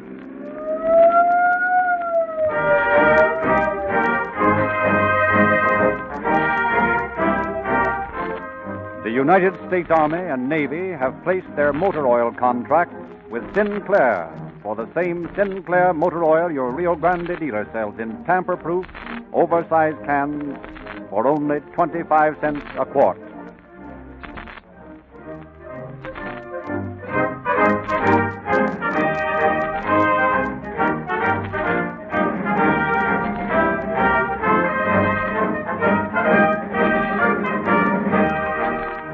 This is Frederick Lindsley, your narrator, bidding you good night for the Rio Grande Oil Company. Stuff for the chatter writers. You are still Sally Swart, a darn good tap dancer to me. And I ought to still be Johnny Benson, the best ventriloquist on Orpheum time to you. Sounds like you're beginning to believe the stuff they write about you. Oh, Raoul, you are so material. Come, sit back while I play you some Debussy. Debussy? When I first knew you, your idea of classical music was Carrie Jacobs Bond. Ah, yes, but I have come to know and love the finer things. Yeah, well, that's just great. You love them by yourself. I got to be getting home. Oh, Raoul, don't leave Now, listen, me. Sally, somebody's got to be sensible. Your husband will be home any minute. Maybe you've forgotten that he was the best agent I ever had, but I ain't forgotten what Ben Goldberg did for me in the old days, and I ain't chiseling on his marble. Oh, Raoul, I despair of you. Yeah, well, that's just too bad. Where's my coat? In the bedroom. Oh, my heart is crushed. The room is hushed.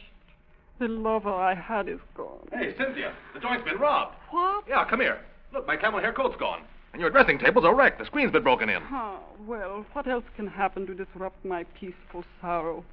My heart broken, my home violated. Ah, it does not matter. I can get more perfume. Money? Ha! I have more than I need of that. Hey, Johnny! What? Look, the low-down rat. Well, what's the matter? He stole my rabbit's foot, the one I carried since I broke into Gus Sunshine from that amateur night on 10th Avenue.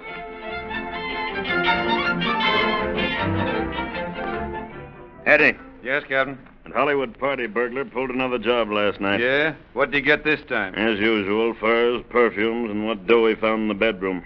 The boys out at the Hollywood station haven't anything on him. He never leaves fingerprints.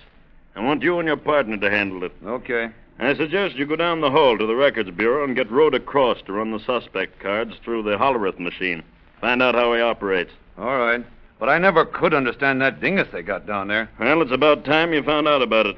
Ask Rhoda to explain it. She's a good egg.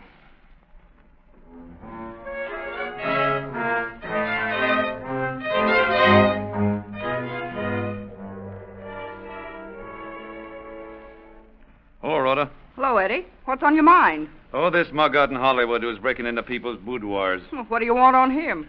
Well, the cap suggested you run your suspect cards through the machine and see what you've got. Only I don't know what that's going to prove. No? Well, I'll show you. Come on over here.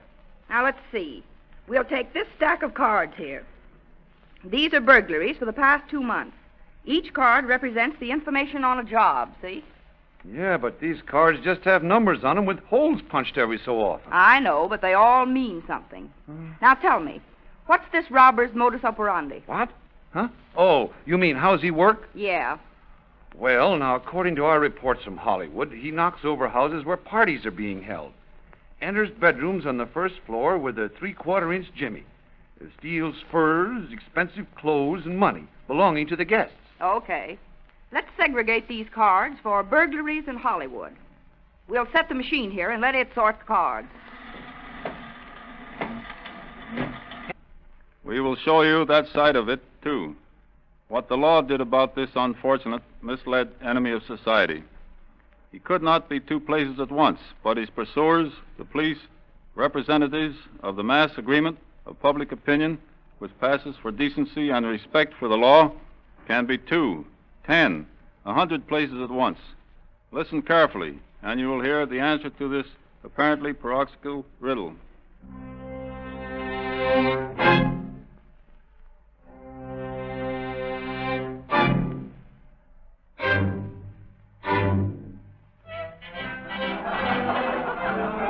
But I'm telling you, the picture will be colossal, I tell you. My dear, you should have seen the gorgeous gown I designed for Gloria Lamont. It was just too... Sportskapper. He never could direct. Yeah, his last picture made money. So I said, well, Mr. Epstein, if that's the way you feel about it, I don't want to be in picture. Oh, it's been a simple, lovely party, Mr. Barber. I'm so glad you enjoyed yourself, Mrs. Darrow. Oh, it's so rarely we Easterners have an opportunity to mingle with you Hollywood celebrities. And to think that I'd actually dined with some of the most famous actors on the screen. Well, my dear. Well, we're just plain folks after all, Mrs. Darrow. Yes, but such interesting folks. Oh, I just hate to tear myself away. I do so wish you didn't have to leave just yet. Oh, but I really must. Such a long drive back to Pasadena. If I can just have my wrap. Well, of course. Mary, Mrs. Darrow's thing. Oh, oui, monsieur, tout de suite. And a French maid. Well, you certainly do things up in style, Mr. Barber. Oh, really? Ah, yes. You movie directors have a way. You know how to dramatize your lives. It's been a grand experience. Something to tell the girls at the club about. Monsieur, c'est dommage. We have been robbed. The ladies' purses, they have been emptied. Oh, venez, s'il vous plaît, monsieur, see for yourself. It is terrible. Robbed? Merciful heaven. Come, Mrs. Darrow, let's investigate. Oh, Voilà, monsieur. Regardez. The place is a wreck. Every purse emptied. Furs ripped from coat. Oh, Mr. Barber, look, my lovely ermine wrap. It's gone. I'm so sorry, Mrs. Darrow. Marie, get the police on the wire at once. Oh, oui, monsieur, at once. I go. Here's where he entered, through the window here. Used a 3/4-inch jimmy to open the screen. Now I'll just see if I can find any fingerprints. Oh, Mr. Barber, are you a detective, too? Well, no, but I've been studying up on these things. I'm going to do a gangster picture next.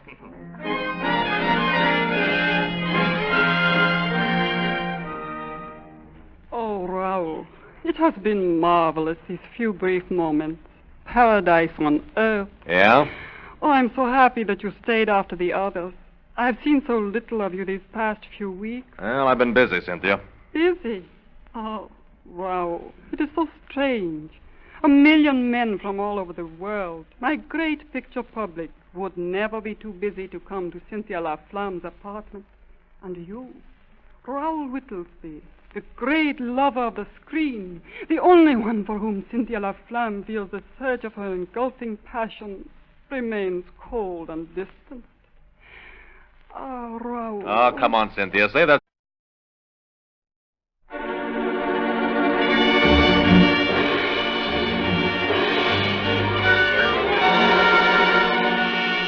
Calling all cars, a copyrighted program created by the Rio Grande Oil Company. Los Angeles Police calling all cars. Attention all cars. Broadcast 97. An escape from the county jail. Henry Stevens, age 19. Height 5 feet 5 inches. 119 pounds. That's all. Rosenquist.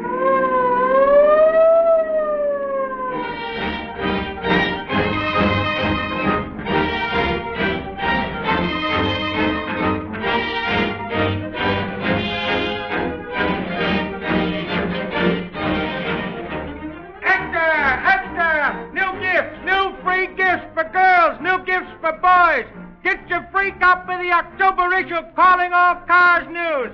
Given away wherever Rio Grande cracked gasoline is sold.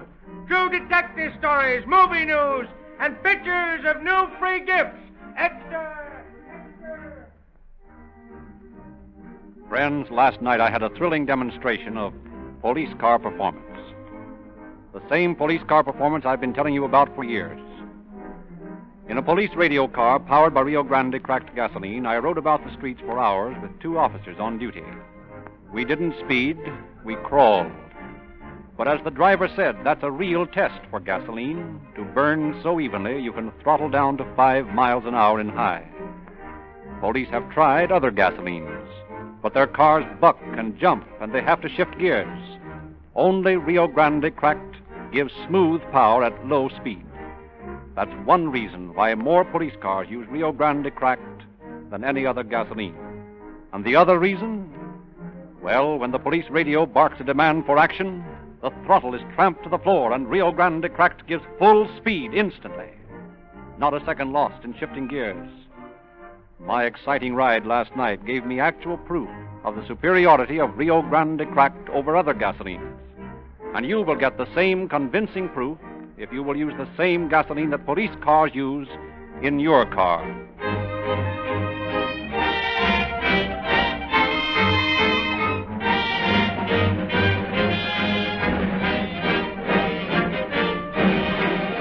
And now it is our privilege to introduce Captain H.S. Seeger, commanding the robbery and narcotics squads of the Los Angeles Police Department. Captain Seeger. Good evening, friends. No one within sound of my voice believes that he can be 2 places at once. And, quite naturally, he is better informed and acquainted with the place where he is at any given moment than any other place. Tonight, we are going to follow a man who, having committed a crime and been caught, still thought he could beat the game. We are going to follow him as he makes his escape and watch him as he believes he has made his getaway. He could not be 2 places at once. He could not know what the law was doing about him. Here, Ray. Oh, I knew we'd catch him all the time. You knew. Rhoda Cross knew, you mean.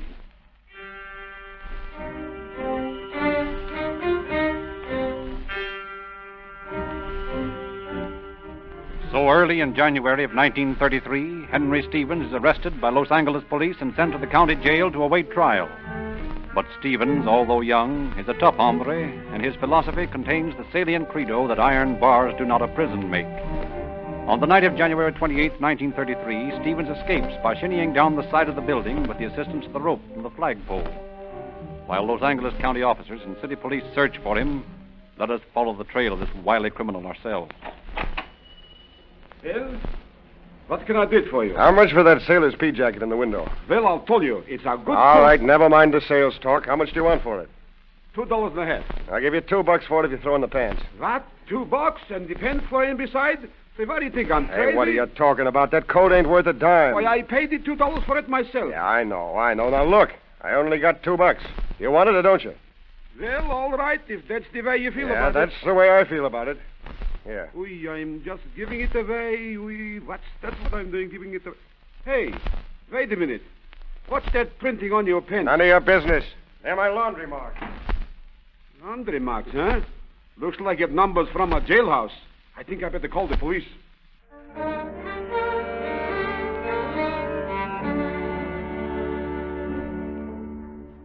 I can't understand it, Captain. We searched every corner of the jail. He's got to be in here. There's no way he could get out. Yeah, but between 10 o'clock at night and 6 in the morning, there's not many people around this building. There's 2 guards at the only unlocked entrance all night long, isn't there? Yeah, but it's noon now, and... Wait a minute. Hello? Yeah? Yeah? What? No, bring him up here. I want to talk to him. Yeah, and listen, Murphy. Notify every patrol car and send out complete description to every desk sergeant in the city. You're right, Eddie. He did get out. He just bought a coat and a pair of pants in a misfit clothes parlor on Main Street.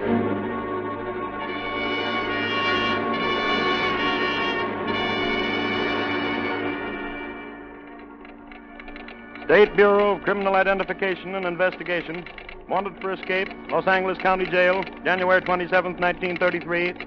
Henry Stevens, alias Joseph Benelli, alias John Vincent, height 5 feet 5 inches, weight 119 pounds, dark brown hair and eyes, fingerprint classification 13 or 14 ulnar over ulnar outer, outer 14, Los Angeles County number 173788, record San Diego County number 37726, Salt Lake County number 6010, arrest, hold, and notify. That's all.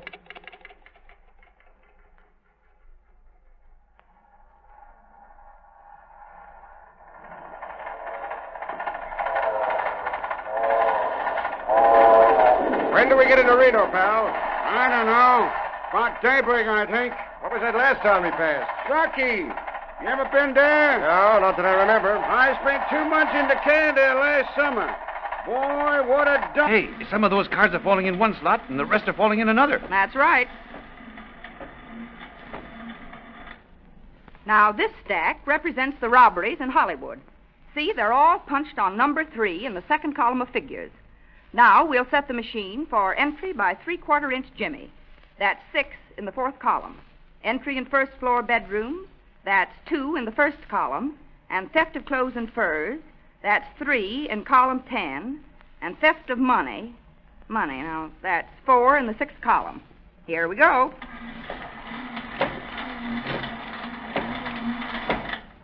All right, Eddie. All these jobs were done by a 3/4-inch Jimmy. We'll shoot 'em through now for the first floor bedrooms. We got 8 first floor bedrooms. Now for the clothes and furs. 6 of them take clothes and furs, and I'll bet they also took money. Let's see. Yep, take money, too. Here's your man, Eddie. 6 jobs in 2 months. Always enters first floor bedrooms with 3/4-inch Jimmy. Steals clothes, furs, and money. And, say, wait a minute. According to these cards, homes burglarized are in every case prominent picture people. And that gives me an idea. No, it's all beyond me. Say, you dicks couldn't operate without this record bureau of ours. Now, just a minute, Eddie. I was reading something in the paper this morning. Wait a minute. Here it is. Jaime Goldfish, the Eternal Pictures producer, will entertain a select group of 200 guests this evening at a buffet supper in honor of Count Etienne Poissondor. That's your lead, Eddie. What do you mean? Listen, Mr. Goldfish's house is a low, single-story affair. Get it? Easy to get at that room where the guests' wraps will be. Now, you get out there tonight and hide in the bedroom with the coats and hats. And you'll arrest your mysterious burglar, or I'll buy you a platinum-plated badge.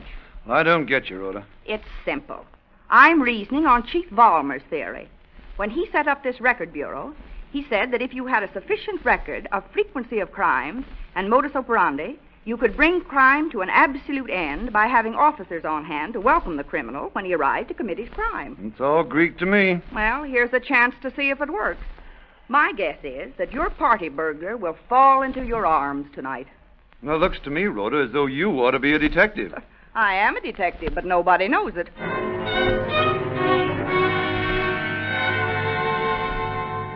I think there's a runaround, Eddie. Well, it's all we got to work on. Yeah, but how can a dame who runs a filing dingus at headquarters know anything about policing? Well, it's worth a try, isn't it? Yeah. Here we are stuffed in Mrs. Goldfish's clothes closet, while all them pretty Janes out there are drinking champagne. Gee, any self-respecting dick works a party like this by mingling with the guests. Okay, you can do your mingling after we catch this bird. Yeah, if we catch him. Oh! What's the matter? One of Mrs. Goldfish's garters just put my eye out, that's all. Shh. What's up? Hear that? Open the door. Hey, here comes a guy through that window. Well, I'll be here. Come on. Take him up. Hey, what the devil? You're under arrest. What I tell you.